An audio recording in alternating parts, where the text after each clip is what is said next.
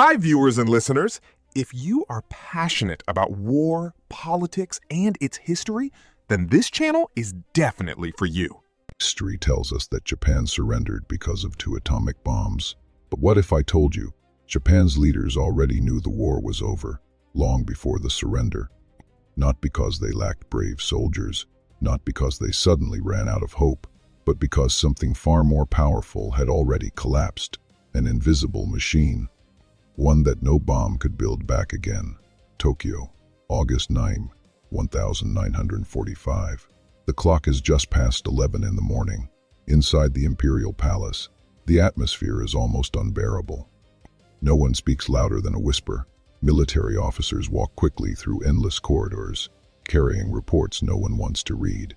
Outside, Tokyo no longer looks like a capital city. Entire neighborhoods have disappeared beneath layers of ash and twisted steel. The smell of smoke has become so normal that almost nobody notices it anymore. But the greatest disaster is not happening in the streets. It is happening inside government offices. Because the men leading Japan have finally reached a terrifying realization. The empire can no longer fight. Not tomorrow, not next week, not even today. For years, the Japanese people had been told that victory was still possible. That one final battle could change everything. But behind closed doors, the truth was completely different. The real war had already been decided, not by bullets, not by bombs, but by numbers, by fuel reports, by shipping records, by factory production, by supply chains that had quietly stopped working months before. Modern wars do not collapse overnight. They die slowly, almost silently. And that is exactly what happened to Imperial Japan. At the beginning of the Pacific War, Japan shocked the world. Its navy was among the strongest on Earth.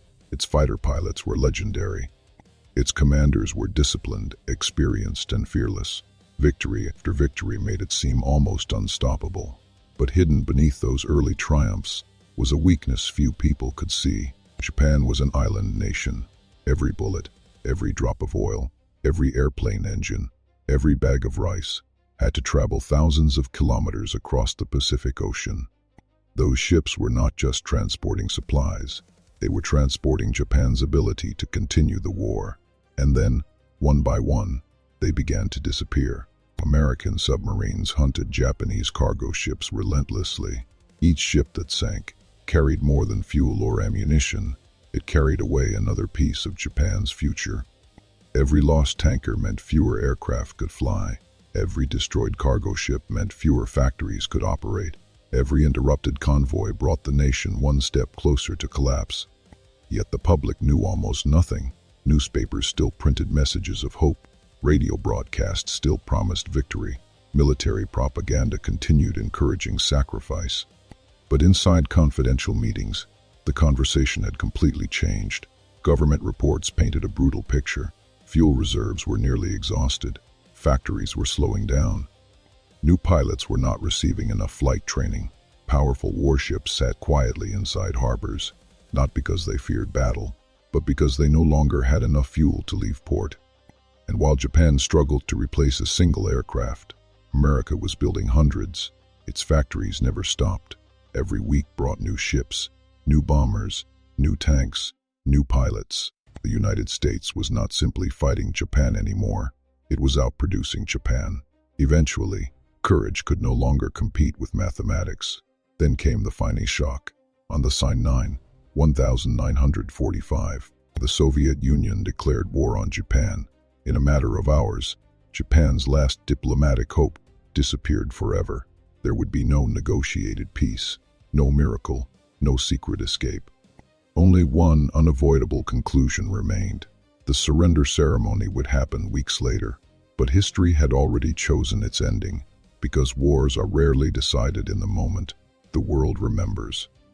They are decided much earlier, inside factories, inside intelligence offices, inside shipping ledgers, inside fuel inventories.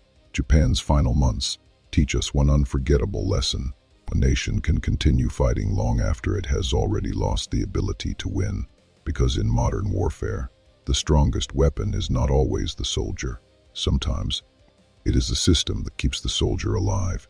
And by the summer of 1945, That system had already fallen apart. The surrender was not the beginning of Japan's defeat.